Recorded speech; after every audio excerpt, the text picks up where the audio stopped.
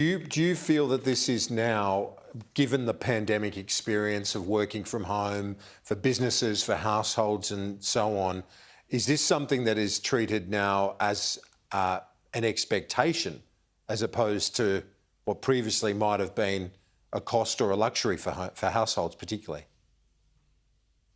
Absolutely, and I think the pandemic has certainly brought this to the fore. People appreciating that there are limitations to what's able to be offered under copper. With the rise of 5G also, that will be a direct threat to the copper network because 5G will be able to do so much more.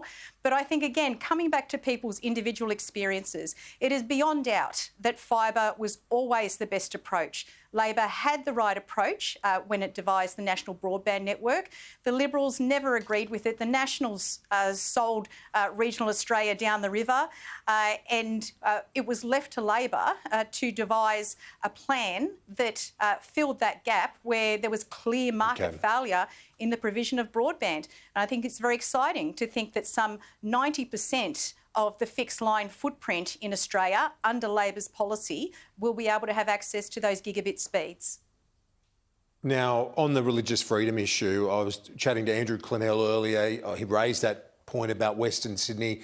A lot of people of faith in your area. Will Labor be treating this bill seriously? Would you like to see Labor support for the passage of a religious freedom bill?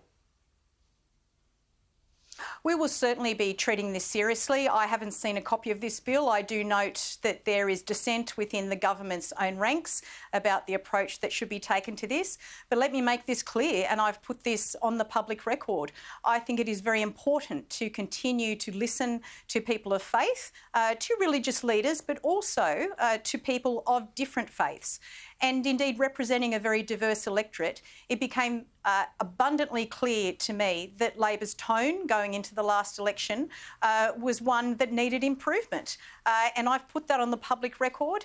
I recognise that there are deep-held views that there has been some chilling effects on the ability for people to freely practice their religion, and we need to ensure that we get the balance right. Now, whether or not the government has done that remains to be seen. But this is the key point here, Kieran. They have been in power now since 2019 under Scott Morrison and under the promise of delivering this bill.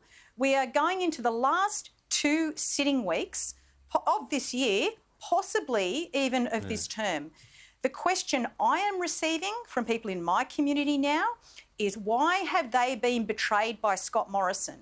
Why has it taken this long to address these issues? Now, they'll talk about the cover of COVID and other matters that they've been attending to, but this was supposed to be a signature policy, a signature item of delivery by Scott Morrison.